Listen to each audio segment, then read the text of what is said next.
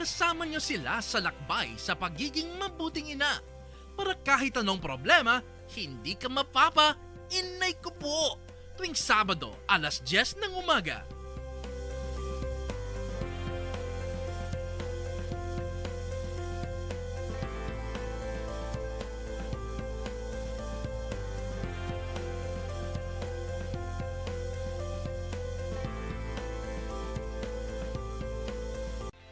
Kasama niyo sila sa lakbay sa pagiging mabuting ina. Para kahit anong problema, hindi ka mapapa, Inay Ko Po! Tuwing Sabado, alas 10 ng umaga.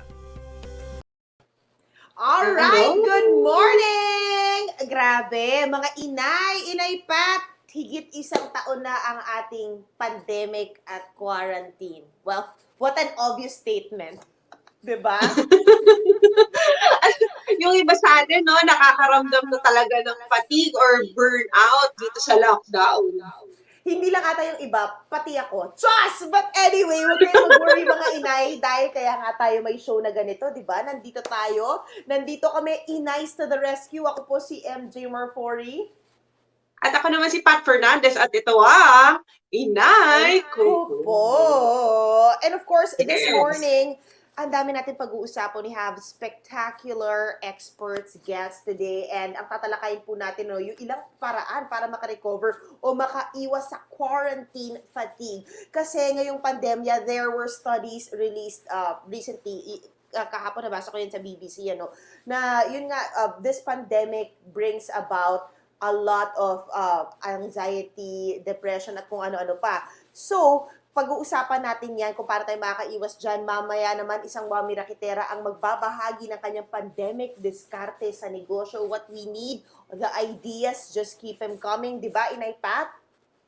That's right. Kaya samahan nyo kami dito sa isang oras ng kwentuhan sa One Ph Signal Channel 1. Mapapanood nyo rin kami sa Signal Play app, pati na rin sa Facebook and YouTube ng One PH. Plus, mapapakinggan nyo kami sa Radyo 5 92.3 News FM. Kaya comment, subscribe, and share mga inay!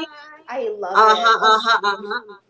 Dito tayo sa part ng programa natin kung saan kakamustahin natin yung mga chikiting natin. How's Leggy and Leon? Nakita ko parang may mga pinost ba, kumakanta ba si Leggy? Yung ba yung nakita kong video? Ano balita? Kasi ngayong, di ba, maraming time na na-spend natin ngayon sa bahay dahil inevitably, ECQ na naman, Inay MG. Kaya, etong si Leggy nag-request, gusto daw niyang mag-practice kumanta. So, ni-record namin, since marunong naman na siya magbasa ng lyrics sa, sa Spotify, nag-video kay kami, online. O ha? So, tuntuwa naman yung mga lola at yung iba niyang fans na, aka barkada ko.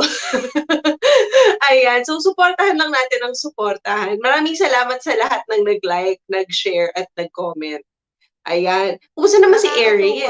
Well, eto na, this week, nag-17 months na si Erin. And honestly, pagka ganito pala, Inay Pat, I'm sure dalawa na yung anak mo, di ba? Minsan di mo na napapansin yan. So, ayan, mahilig nga siya magdilig. At ang afternoon thing namin, tumatambay lang kami sa garden, nakahiga, at kung ano-anong ginagawa namin talaga, at one with nature. Sobrang outdoorsy niya ngayon. Tapos mahilig din siya, Hello kay Wilfredo Sanjaleco pala nanonood ngayon. Ayan, mga MJ Natics daw. Hello! Ayan, so nakakatuwa dahil alam mo ngayon nag-burst na yung vocabulary niya. Ang dami niya nang sinasabi, Inay Pat. Nakakagulat. As in,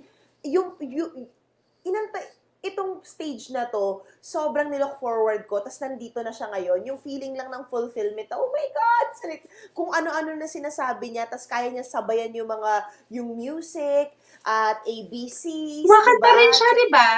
Yes, Tsaka sobrang hilig niyang sumasayaw. kumanta. Oo, yun, mahilig siya sumayaw. Sa akin niya ata nakuha Oo, yan. buti Yung nandun kanta. kayo ngayon sa big house nyo.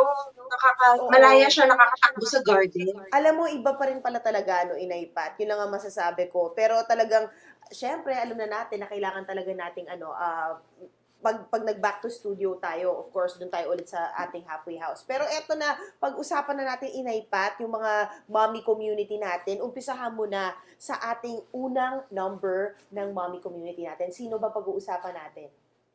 Nakikiramay po kami kay Inay Garcia dahil sa Oh. pamilya nila ni Miss Jean Garcia, nagluluksa sila sa pagkamatay ng kanilang mahal sa buhay na si Lola Sandra Garcia.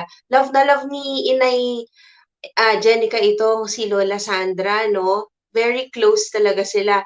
At nasawi itong inay ni Jean Garcia dahil sa COVID-19 last week. Sa Instagram post, binahagi ni Jean ang kanyang mensahe sa kanyang ina na your absence is felt every day. A part of me is still lost and I'm wondering if I will ever get it back. At ang pahayag naman ni Inay Jenica sa pagkawala ng kanyang lola, Lola, this month of March is so difficult for me. I am in disbelief that I lost you to COVID. Sobrang lakas mo pa, Lola. And my heart is in so much pain for losing you. Ayan, kita-kita natin, no? Ang dami nilang pictures magkasama. Batang-bata pa yung lola niya. Grabe, hindi natin in-expect na ganun kabilis mawawala si Lola Sandra. You know what's sad, Inay Pat? Parang yung ganitong mga storya is happening every day. And it's happening to our circle, people we know. And I'm sure lahat ng mga nanonood sa akin ngayon can relate to that. Na 'di ba, there's someone you know, parang nagiging ano na nga memoir Obituary na wall yung yung Facebook page natin. oo. Parang gano'n na nga na it shouldn't be the norm talaga. So anyway, I'm praying for everybody in Jenica and of course Inay Jean throughout this ordeal. So ikalawa naman, tungkol na naman to sa COVID na si Beauty Gonzalez binahagi nga niya yung experiences niya matapos mag-positive yung asawa niya sa COVID. So binalita niya sa Instagram niya nung Easter na nag-positive nga yung asawa niya na si Norman Crisologo, nahirapan yung mister niya dahil sa sakit na pneumonia at hirap makahinga. Ngunit sa kabila ng sakit, napaglabanan niya ito at nakauwi sa kanilang tahanan. Actually, she's still here. She plans to go back sa mom niya sa province din after nitong ECQ. Kung kailan ba ito matatapos. So, yun siya, Inay Pat. Mhm. Ang hirap niyan talaga kasi ilang ilang araw daw 'yon na mag-isang nag-battle sa COVID ang kanyang asawa, hindi niya nakakumusta at hindi niya mabantayan. Napakahirap nung gano'ng sitwasyon pero mabuti 'yan na nakauwi na sa kanila ulit ang kanyang mister. Ito naman, good news naman tayo, something light for everyone. Masayang ibinalita ni Alice Dixon ang kanyang answered prayer na magkaroon ng anak. Ayan, kwento ng actress, after 10 years of prayer, dumating na ang newest Woohoo! family member nila sa edad na 51. OMG, ang galing. Matatandaan na noong 2019, binahagi niya sa isang talk show sa ANC na matagal na niyang sinusubukan ng surrogacy with her longtime partner. So, congratulations, Inay Alice. Dahil bukod dito, At binahagi niya sa akin ang balitang natanggap niya ang unang dose ng COVID-19 vaccine sa Canada. Plus, pag nakauwi na raw siya dito sa Pinas, saka na daw siyang magpapaturok ng ikalawang dose ng Pfizer. which, syempre, Congrats sinabi nga, again. sinabi ng mga tao kay Alice na magmanatili muna doon for the second dose dahil wala pong second dose ng Pfizer dito sa Pilipinas. Hello! Hello! At nakita mo ba yung baby feet doon sa photo habang nagpapabakuna siya? Ang cute-cute ng paa ng baby niya! Pero eto pag-usapan na nga natin yung quarantine fatigue kasi ika nga nila, nasa second season na tayo ng quarantine at bukod sa ikalawang summer o dry season natin sa pandemic and lockdown, nagpapatupad muli ng mga mahigpit na quarantine classifications dahil pa rin nga dito sa virus na ito. So, bagamat idinadaan na lang ng mga Pinoy ito sa biruan, minsan nga hindi na tayo nakakapagbiruan dahil medyo mabigat na talaga, hindi pa rin natin maiwasan na makaranas nga talaga ng quarantine fatigue dahil dito o pananawa sa pananatili sa loob ng bahay or just being jaded, right? Because we're stuck. Oo, sawang-sawa na yung iba sa atin, no? Kaya naman para pag-usapan yan, nagdag tayo ng isang parenting expert para alamin natin ang ibang paraan para maiwasan ang stress na dulot ng pandemic. Kung hindi maiwasan, paano i-handle yung stress? So let's all welcome Inay Campos Lopez. Welcome back sa Inay Ko Po. Welcome back, Hi, Inay. Oh my gosh, it's so great to see you, Inay. We missed you so much. And first and foremost, kakamustahin ka namin. Kamusta ang mga sinisleep train mo ngayong nagkaroon tayo ng pandemic? What changed and what remained the same? And yung mga nahanap mo na solutions all throughout? Yeah, thank you. Good morning, Mommy Pat, and good morning, Inay MJ. So nice to see you guys again. Yeah, I guess in this pandemic, I've been very busy, no? Parang more and more families need help, but like you mentioned, in the sleep fatigue now, sorry, in the quarantine fatigue now, actually, more people are having a hard time sleeping, no? And more families just need someone to listen to them talaga. I think we're all experiencing that, the sleeplessness, no? It's not just for the kids, but it's for the mommies na rin now. Yung mga kids ba? Iriyan, lahat tayo, no? Parang nabaliktad yung mundo. Ako yung mga anak ko, parang mas gusto nila mag-aral ngayon paggabi. Tapos, mas yung diet nila, parang, napansin ko yung anak ko, parang dati kumakain siya ng sobrang daming gulay, tsaka prutas. Ngayon, parang mas nagko-comfort food siya. Lugaw, noodles, yung carbs. Parang, paano natin matutulungan yung mga bata? Kasi syempre, hindi nila ma-express. Hindi nila minsan alam na fatigue na pala yun or stress na pala yung nararamdaman nila. Paano natin sila matutulungan i-manage yung sitwasyon? Yeah, that's a hard question for our younger children because we're parents with toddlers, no? So even that those actions are very hard. But I would say it will start with the parents talaga, diba? Every time we talk, it always comes back to us and what we can do. So minsan, if they see us stressed also or they see what we're doing, they like to copy us also, no? So the first thing we would have to do talaga is to figure out how we can de-stress ourselves, which is very difficult. No, I understand. But to find time with them, like this, in this example, to find time to involve them with what we're doing, also like for them to help us clean or cook or to play with them, and not to it's different. Parang not naman to ignore na nothing's happening. Kasi alam naman nila na nahihirapan din tayo. Their life is also different. Hindi sila pumapasok, di ba? So it's okay to express to them na, ay, medyo iba ngayon, no? Medyo mahirap ngayon. But at the same time, to limit that. So not naman to all our problems, no? Not to the adult level, pero just enough for them to understand na, oo, medyo weird nga, no? And then after that also to go into, okay, so it's like this, pero what can we do together, no? And then our children are more resilient, I think, than the adults. So we can try to, things are fun for them, no? For us, we think bored ni sila at home, pero for them, staying with us is very exciting also. So I think as parents, our first job would be to make more time for them kung kaya talaga, no? That's good in idea, no? Actually, talagang, yun nga yung isa sa mga dapat na i-remind mo sa parents na hindi sila bored, di ba? Dahil feeling siguro nila adventure, wonderland, lahat ng ano, di ba? Nakikita nila sa sahig at kung ano man ang Yes. napupulot nila, wag lang syempre toxic. Pero ito gusto ko tanongin, Inay Ria, bilang isang expert, ngayon ba may mga dumudulog sa'yo na nag-COVID positive na mga parents? How do you console them? Yeah, I've had a lot of those experiences na either the mom or the dad cannot be with the child, no? So they're isolated nga. Parang my advice for them is to try to give the child as much as a sense of normalcy with the rest of the house, diba? Parang pretend. So again, you can be honest, no, mommy's sick, I'm not feeling well, pero hindi naman sa our thoughts of COVID na super extreme, diba? Pero mommy's not feeling well, so I can't play with you today. But look, oh, you're going to spend so much time with daddy or with lolo. And then again, same thing. Try to make it an adventure talaga for them. And then say, mommy misses you, pero I'll see you in like 3 weeks, diba? Parang ganon. And then try to keep in Sakit, touch no? by Grabe, video 3 phone. Pero weeks. I'll be honest, no, sobra siyang hirap. My heart really does hurt for them, and it's very hard.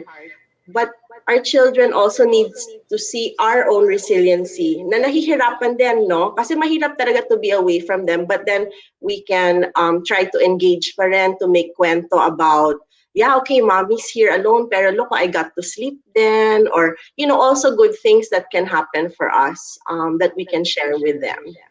Grabe, no? Talagang it really Ilang pains me buwan to na, hear the stories of the parents, no, Inay Pat? Go ahead, Inay Pat. yeah, ilang buwan na to kasi, no? Tapos, Paano naman, Inay Ria, kapag yung parent yung nakakaramdam ng fatigue? Walang COVID, pero nakakaramdam na siya ng fatigue. Hindi niya mapakita yung good example dun sa mga bata. Paano niyang maiibsan yung yung pain at saka yung I don't know, restlessness? Yeah, that's very hard, no? Well, again, we do what we can.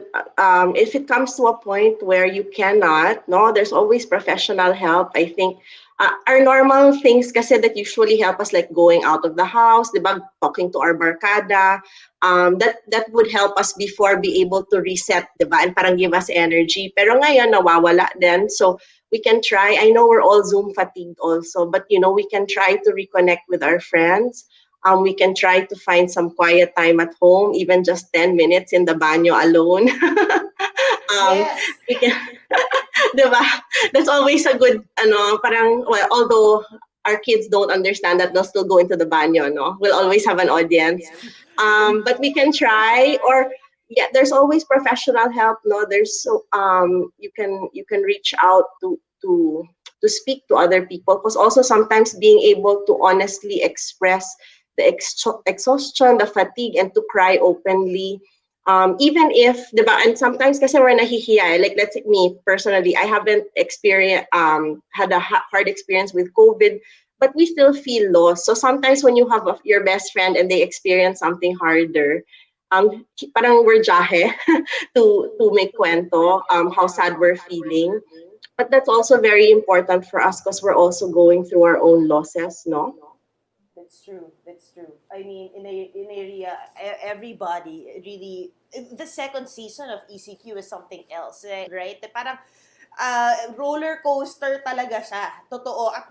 And I can say, personally then siguro pa-down yun dahil of people, of workmates, of family, o whoever na kahit na hindi ko yung nadapuan nun, talagang syempre, 'di ba? It will really hit you hard. So, yun na nga no, yung mga kakilala mo ba na nanghihingi ng payo sa ng mga magulang na nagkakaroon ng positive cases, what do you tell them besides of course saying na for the kids, syempre 'di ba? You were saying kanina na make it an adventure for them, show them you're resilient, but for the parents mismo, what do you tell them when they're positive and they can't really put a hold in their emotions?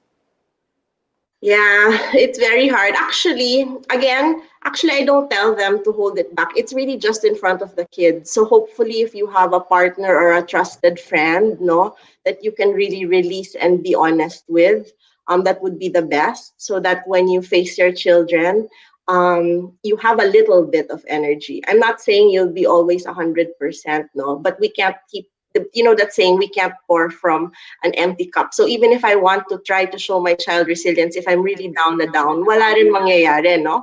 So I need to find, I guess at this point, find someone I can talk to, I can cry to.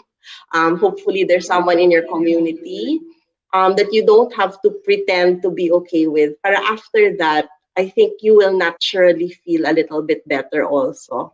That's right. Thank Ako you for that sharing. yan, may crystal si Erin dyan sa picture na yan, sa video na yan.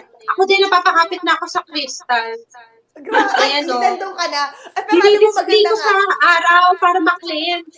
Ay, gusto ko yan. Alam mo, Pinapabay ko sa mga I respect that, Inay Pat, kasi talagang ngayon, we're looking for all the outlets possible to give us the good juju, right? To give us the good energy. And right now naman, let's go to this topic, yung online schooling ng kids. It's been a year, right? Na nakalipas na yung mga Third quarter na homeschoolers public, fourth natin. quarter sa private school. Oo, totoo. Kaya So, yung iba nag-eclectic. Paano? Ano yung masasuggest mo na test sa kanila para ma-assess yung program? if successful yung naging online, did you get that question, Inay Ria? Para we wanted to ask you sana, no, na how would you say na naging successful nga yung anak mo sa kanyang distance learning through the screen? Eh, di ba Yeah. before, yun yung iniiwasan natin na mag-screen time sila. Yeah, I think that's a hard question, and I'm going to answer not from a grade point of view, but again, are they thriving? Are they enjoying? Are they talking to their classmates or teacher? No, I know we're always focused on the academics, but because we're talking about this now, and it's really different. I guess it's just again to see if our children are um, engaged in their own way. No, I think that's hard. Sorry, that might not be the good answer.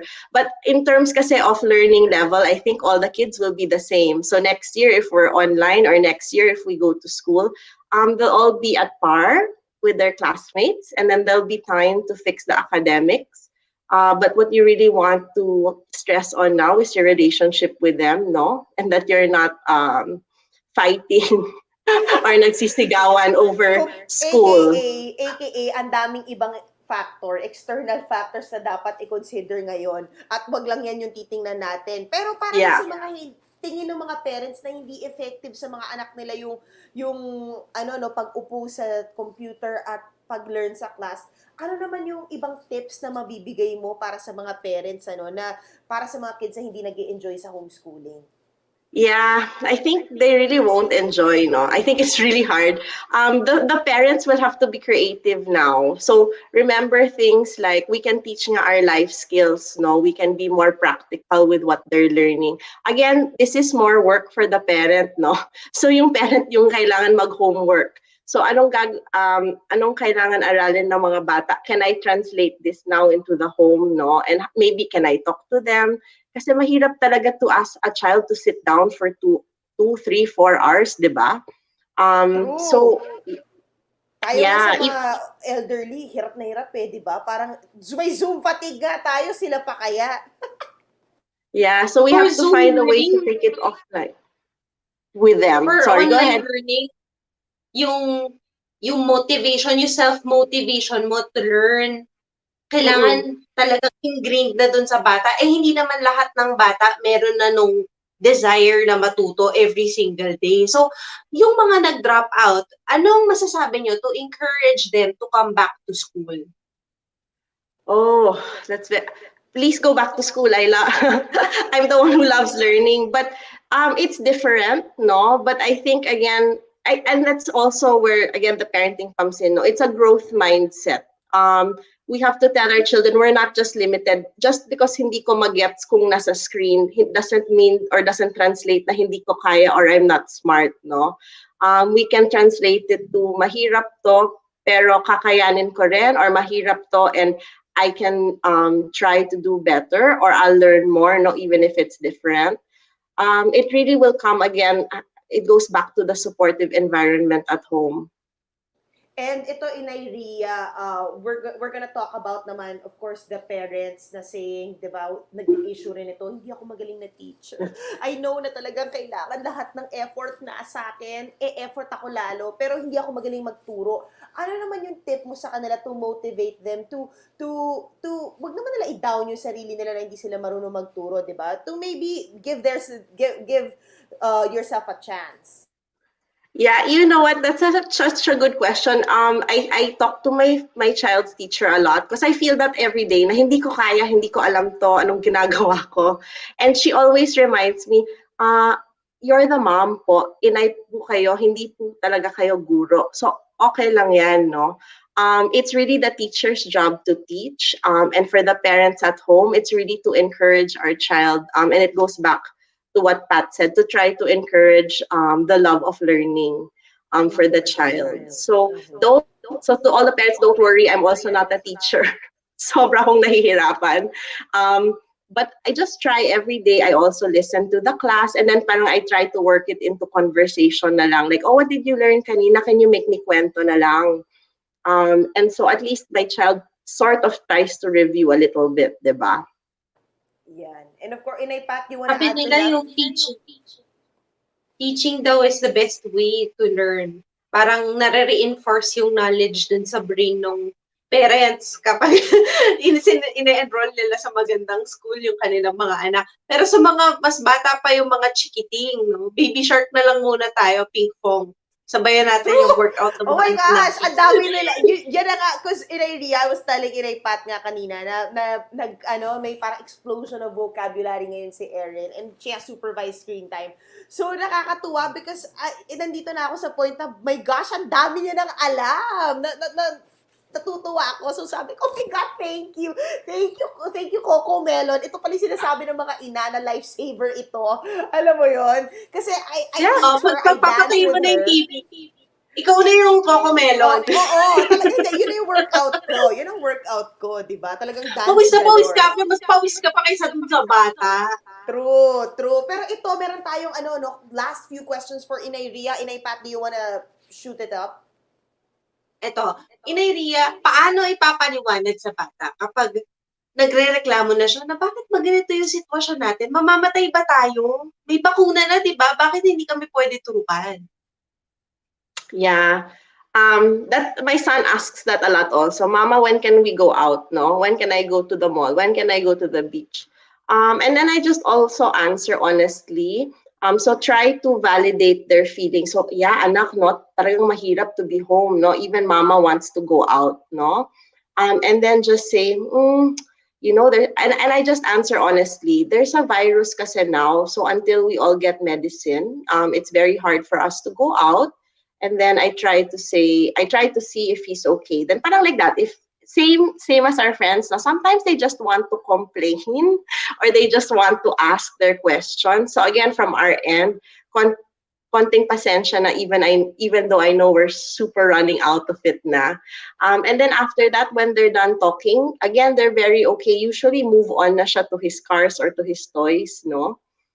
So sometimes, again, perspective lang from our end, when our child is talking or asking questions, it's not to make us kulit, no? It's not to give us a hard time.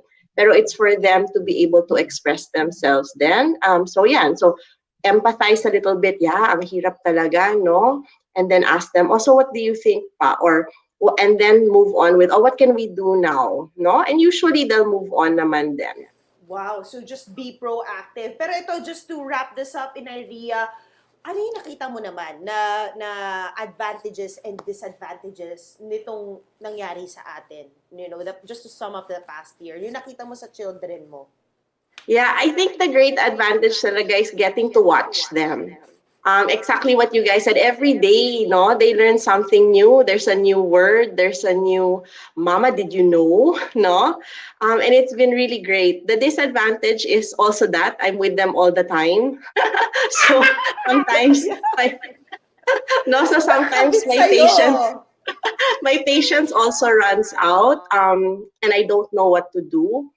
But yeah, I mean, like I said, and I always say it, diba? Every day as parents, we're not going to be perfect, but we can keep trying and then we can keep enjoying. And we keep working. It's really a job, no? It's not instant. It's not I'm perfect, but let's keep going. And then hopefully, again, through being together, it will, that's my hope lang. Yeah. I can't.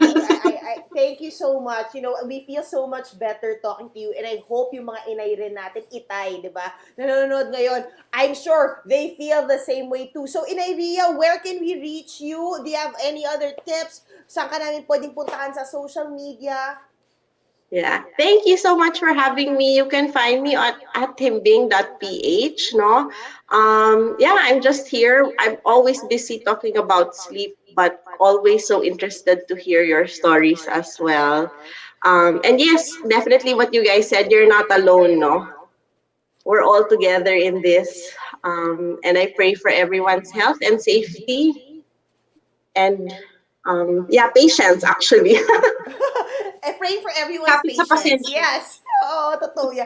Grabe, no? Talagang, alam mo, iba rin talaga dapat yung award na ibigay sa ating mga magulang ngayong pandemic. Iba ito. Ibang level. Grabe, na-shake up lahat. Again, thank you so much, Inay Ria. We Thank missed you. you. Thank you for being here. I hope you'll be here again sometime soon. And good morning to you. Thank you. Thank you. Suki natin yan si Inay Ria. Saya-saya. Of course. Huwag kayong maalis, ha? Inay Ria. Marami pa tayong pag-uusapan later. Kaya dyan lang kayo magbabalik ka. Inay Ko Po.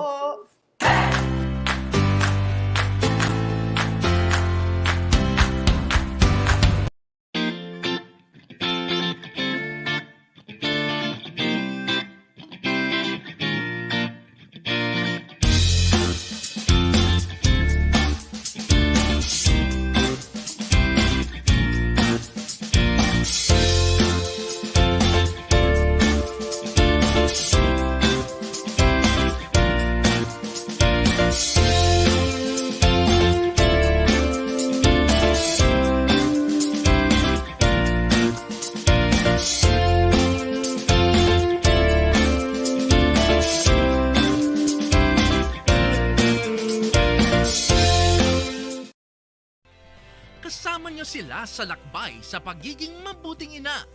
Para kahit anong problema, hindi ka mapapa, Inay Ko Po. Tuwing Sabado, 10:00 ng umaga.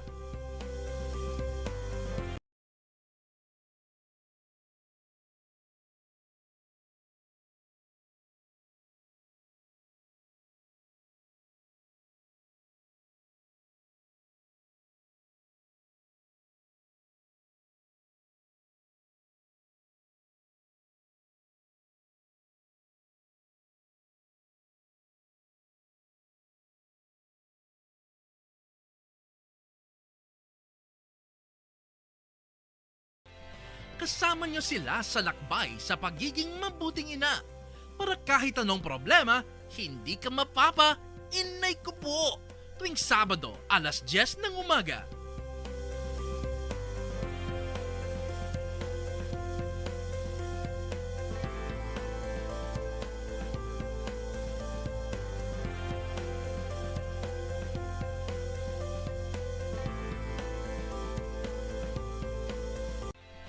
Kasama niyo sila sa lakbay sa pagiging mabuting ina. Para kahit anong problema, hindi ka mapapa, Inay Ko Po. Tuwing Sabado, 10:00 ng umaga.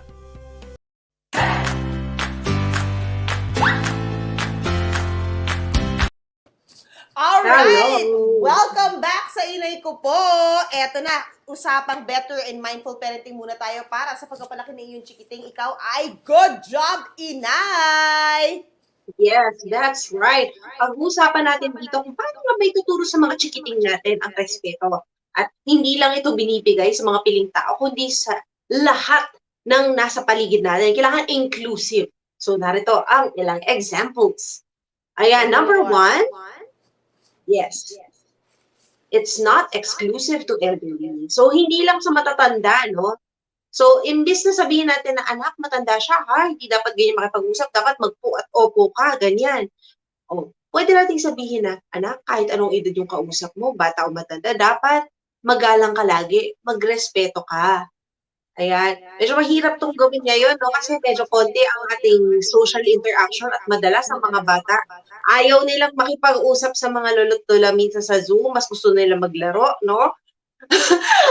Merong, ako, ganyan. Iiwan nila yung computer. Medyo Oh mahirap my God. hiyain na, anak, huwag kang ganyan. Respetuhin mo yung kausap natin.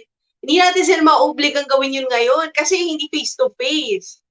Pero, Diba, Inay alam mo, MG? yes, totoo. Ang isang tip na pwede natin gawin dyan, mga inay, mga itay, is gawing part of routine nila na at this day, makikita mo si lolo, lola, or kung sino mang mga elderly dito sa Zoom. And itong oras na ito, sagrado ito, dito tayo, makikipag-usap ka sa kanila, makikipag-interact ka sa kanila, ibigay mo sa kanila yung respeto and then go ahead and do your activity, 'di ba? At eto naman number 2, no. Gusto natin ay i-reiterate na sabi nga ni Inay Pat sa number 1, hindi lang sa nakatatanda, hindi lang rin ito exclusive sa mga magulang. So instead na sabihin mo sa kanya, ako yung nanay mo, tapos nagagawa mo akong sungitan. Hindi. Sabihin mo, try mo sa mga anak mo, anak, kung nasa bad mood ka, huwag ka pong sisigaw sa mga tao, kahit saan o kahit kanino pa, okay? Maging mahinahon ka. And of course, this boils down again, Inay Pat, to letting them know what they're feeling, letting them understand anong emotions yun na pagdadaanan nila.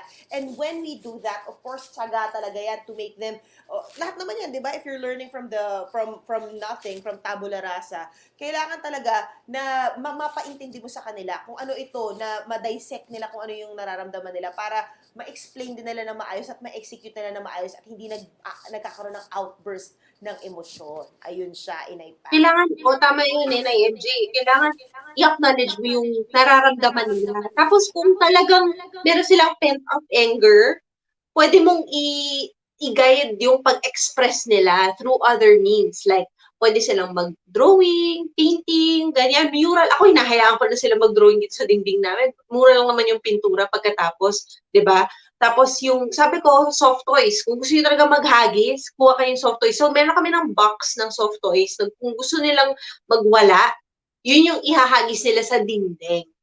Kasi sabi ko, you're not supposed to hurt people, pero sige, kung galit na galit ka for your mental health, sige, maghagis ka dyan, pero soft toys. Ayan. True. Pero gusto ko Anyway, yung, highway. gusto ko yung pinapadrawing mo sila sa pader. 'Di ba? Totoo yan eh. Kasi part of creativity, malay mo maging Picasso sila, 'di ba? Maging mural. Pero curious ako, ano ba yung dinodrawing nila pag galit sila? Ano ba nila, mga dark gusto nilang, colors, ganyan?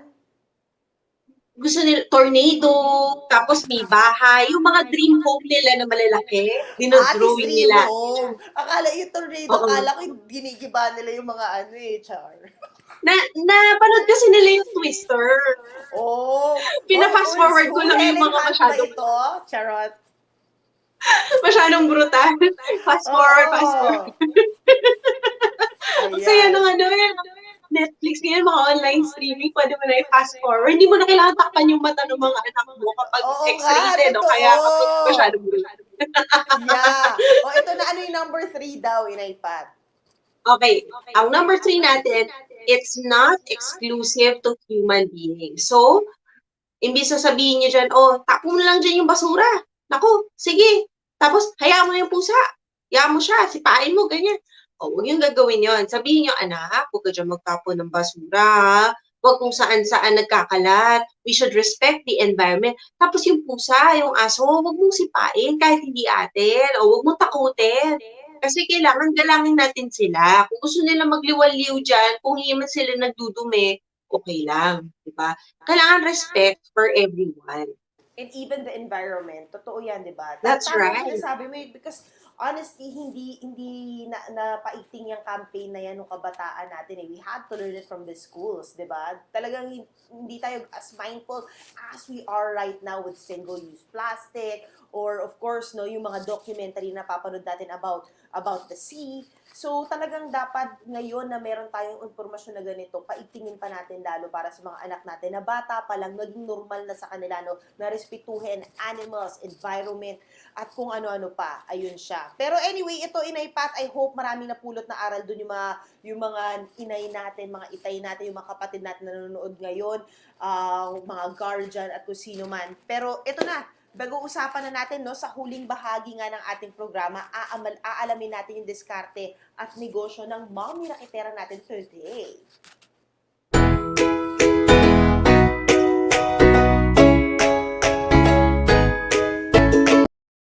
Alright! Sabay tayo. Sabay-sabay tayo matakam mapagutom ngayon sa mga homemade baked goods ng ating mompreneur mula sa Cavite. Let's all welcome Inay Danica Tayamora. Hello! Hi! Good morning po, Miss Pat and Miss MJ. Hello! Ayan, pag-usapan na natin ano ba ang negosyo mo ngayong pandemic, di ba? Ano-ano nangyari? Paano mo ito nabuo? Ngayong pandemic po, ang small business ko po ay customized cakes po. Nagko-customize po ako ng mga cakes and then pastries po like brownies, ganyan, oatmeal cookies. Wow, ang sarap. Ang Ang gaganda ng mga sarap. cake mo. Wait lang, so this pandemic ka lang nag-start nito? Actually, I started baking po last quarter of 2018, but then I had to undergone major surgery po because of my health. So, na-stop po siya and then nag-start lang po ulit siya last year, hard lockdown po because of the Ang pandemic. galing. Pero alam mo, praise God, na talagang you look very well after all the surgery at kung ano man yung pinagdaanan mo sa health mo. Pero pag-usapan natin ng negosyo mo, I know you're a thriving, strong single mom. So, paano, who helps you with your business sa mga orders? Currently po, ako lang po lahat gumagawa, nag-run po ng business ko. I bake, I decorate, I buy all the supplies, yung mga kailangan ko. Ikaw na! With the social, yes po. Sa mga posting naman po, like sa social media, Facebook and Instagram, photography, yung younger brother ko naman po ang in charge doon. Ay, wow, salamat. Gusto ko lang Salamat sa kanya. Ang ganda ng photos mo. Pero teka, paano mo ma-achieve yung mga ganitong business? Kasi mukhang international yung mga decor mo. paano mo naiisip kung ano yung gagawin mo next? Since yung Naghahanap. mga cakes ko po is customized nga po, yung mga clients po, nagsisend po sila ng mga peg designs nila. And then, aaralin ko lang po yun, i-check ko kung ano yung pwedeng baguhin or i-collaborate doon sa design para naman hindi siya copycat talaga nung peg nila. And then, inaaral ko po siyang mabuti. Tapos, para ma-achieve naman po yung design, may mga ginagamit din po akong tools para mas ma-enhance naman yung designs niya. Para I mas think magandang, malinis. oo, Inay Danica, no? Inay Pat, ang ganda ng kinuwento ni Inay Danica tungkol dun sa mga tools that she uses to enhance it. I think magandang tip yan para sa mga gusto rin mag-open ng mga negosyo kagaya ni kay Inay Danica.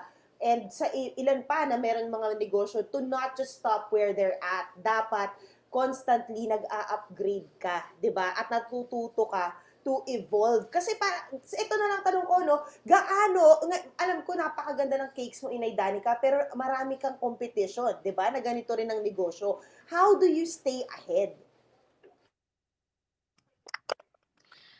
Siguro po naging edge ko po yung pagiging creative ko nga. So, honestly po, wala akong tinatanggihang designs hanggat maaari.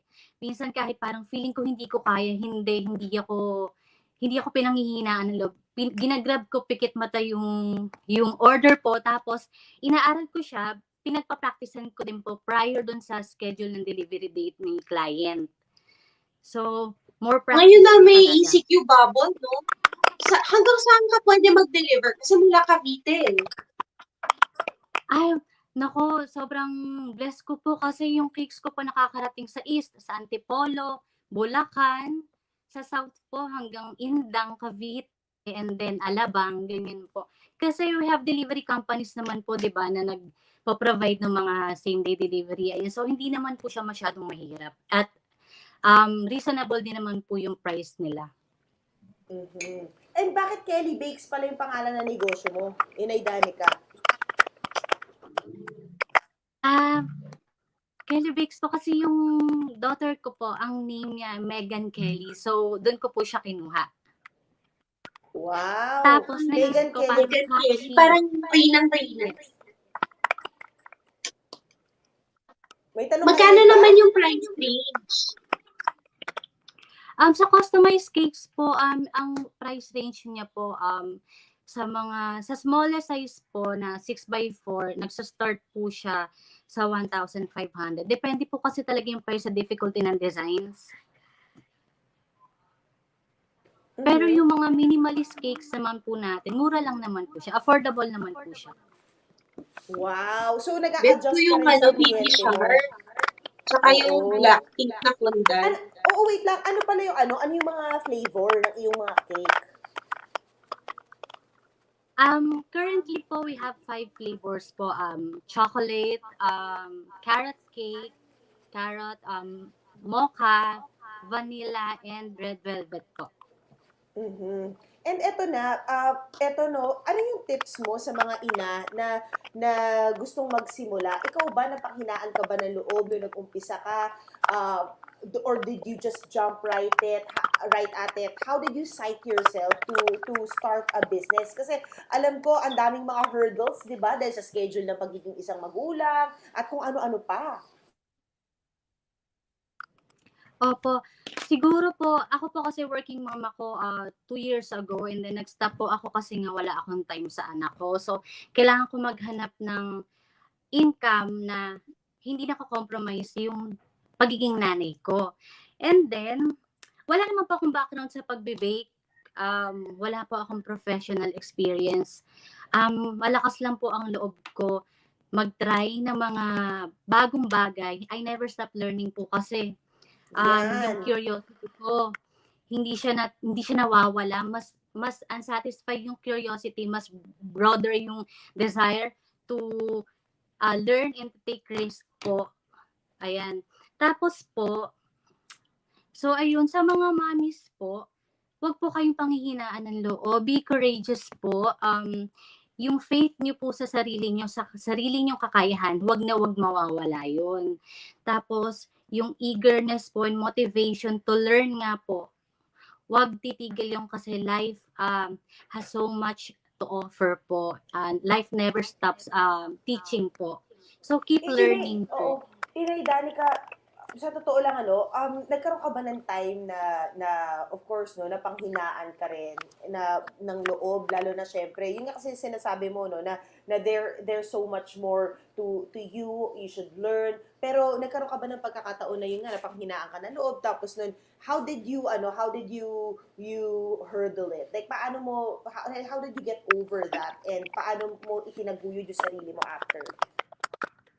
Siguro po yung pinanghinaan ng loob, siguro yung mga times na hindi ko po alam kung ano yung gagawin ko, kung ano yung plano ni God para sa akin. At that time, parang wala man akong plans kung ano yung gagawin ko, papasukin kong karir. So, yung suporta na lang din po na binigay ng family and friends ko po, naging malaking tulong po yun. Kasi since sabi nga nila, medyo magaling daw ako sa mga handcrafting, ganyan, minotivate po nila ako para, ayun, like sa pagbe-bake po, minomotivate po nila ako every time na, uy, mag-bake ka nito, gumawa ka ng design na ganito. So, siguro yung support din po talaga ng Importante mga, rin talaga yun. opo, Inay Danica, ng saan mga ka tao namin sa pala, ano pala yung contact mo and saan ka namin pwede ma-reach, di ba? Para maka-order ang mga tao and ano yung lead time? Saan nila pwedeng makita Ah, yung mga decor mo, designs mo? ayan. Meron po kaming Facebook page at Kelly Bakes po. Mag-PM lang po kayo doon. Ako po yung sumasagot sa mga inquiries, and meron din po kaming Instagram account at Kelly Bakes PH po. Sa cakes po on lead time, as much as possible po, mag-book po 2 to 3 weeks ahead po. Tapos sa pastries naman po, ang lead time naman po is 2 days lang po. Deliveries naman po flexible kasi we have delivery companies po like mga Lala Move, ganyan, na pwede mag-deliver sa doorstep nila po. Hindi na nila kailangan lumabas. Wow! Eh, teka, sa mga gustong mag-order ng maramihan para sa graduation ng mga anak nila, gaano ka laki yung lead time dapat? How far in advance should they order? 2 to 3 weeks po para sa mga customized cakes po kasi may mga requirements din po yung cake and tools na kailangan and materials para dun sa peg po. So, ayun, para yung preparation po, matagal din. Alright. Thank you Okay. so much, Inay Thank Danica. And ayun, no, talaga na namang isa na namang inspiring story ng isang ina na talagang ginawa lahat para syempre ma-land ang kanyang dream business at flexible time. Thank you for sharing your story, Inay Danica. Nakakatuwa. Ang gaganda ng mga cake mo. And honestly, Inay Pat, yung na-realize ko lang dun, na remember sa ating, That's My Nanay segment, ang dami nating baker moms na in-interview. And I realized they didn't really know how to bake when all of this started. So it's something that you can really adapt and learn if you want to. So para dun nga sa mga nakakaano natin ngayon, next time naman, mag-feature din tayo ng mga mommy raketera na ibang klaseng mga negosyo naman yung mga pinapasok nila. Marami rin kasi ako nakikita, na inaypat na mga nagda-dropship, mga reseller ng mga bagay, gumagawa ng sarili nilang label. Nakakatuwa rin makarinig ng mga ganon. So, pero ito, at this point, batiin lang natin, Inay Pat, nakikita mo ba yung mga gandang mga inay na nagko-comment sa atin? Sana Evelyn Yes. Patok, good morning from Pasig. Si John Wick, God is good all the time. Ang gaganda ng mga sinishare nila. Si That's Char right. Briones, sarap naman po ng cake. Ang gaganda ng design. Yes, magaganda talaga yung mga design na yan. Ang ganda ng mga pinifeature natin ng mga ina dito. Si Karen Lindo, sabi niya sa panahon ngayon, diskarte, hindi inarte para kay baby. Totoo yan. Alam mo, talagang dito mo makikita, yung resilience ng mga ina na gagawin nila lahat. Nakakita pa ako, Inay Pat, yung mga live seller ng Yes, si mga Lev inay. Perez. Thank you and God bless. Oo. Nakita mo ba yun, Inay Pat? Yung maraming mga nagla-live selling din ng mga inay. Pag natutulog yung mga anak nila, rumarakit sila ng live selling, tas gumagawa sila ng mga panali sa buhok na binibenta rin That's nila right. online Actually, sa mga may Viber shopping group ako ng platforms. mga mommy community vendors Mm. na talagang kahit yung mga luma ng mga anak nila, binibenta nila mga second-hand na designer clothes, bags, shoes, Yes, oo. accessories, cribs, lahat binibenta nila. Totoo. Hindi, Ngayon at kasi talaga kahit ano, no, na pwede pagkakitaan, totoo, basta kulang kasi nun yung iisipin mo ano ba, mas sustainable din yan kasi alam mo sobrang konting panahon lang yung gagamitin ng baby mo, 'di ba? So talagang might as well dispose it talaga. At marami pang ina nagagamit niyan at matutuwa dahil Tsaka nabili makakatipid nila sila. at a fraction of the cost. Lalo na ngayong Nakakatuwa panahon talaga ng yan. pandemya, di ba dapat practical lang tayo. Oo, totoo yan. Pero syempre, no, para sa mga inay natin, itay, at lahat po nanonood natin mga kapatid, bahagi nyo na po sa amin yung mga topics o concerns na gusto nyo pag-usapan dito sa Inay Ko Po. Mag-comment na kayo sa Facebook Live namin o mag-message kayo sa amin sa 1PH. Samahan niyo kami lagi dito sa One Ph CignalTV at Radyo 5 tuwing Sabado, alas 10 ng umaga. Kami po ang 1PH, teleserbisyo para sa Pinoy. Ako po si Pat Fernandez. Ako naman po si MJ Marfori, mag-mask, maghugas ng kamay, mag-ingat tayo lahat, huwag na rin po kayo lumabas. O, di ba? Kasama niyo po kami lagi sa inyo lakbay sa pagiging isang mabuting ina. Para kahit may problema, hindi ka mapapa. Inay ko po! Inay ko po! Kasama nyo sila sa lakbay sa pagiging mabuting ina. Para kahit anong problema, hindi ka mapapa, inay ko po. Tuwing Sabado, alas 10 ng umaga.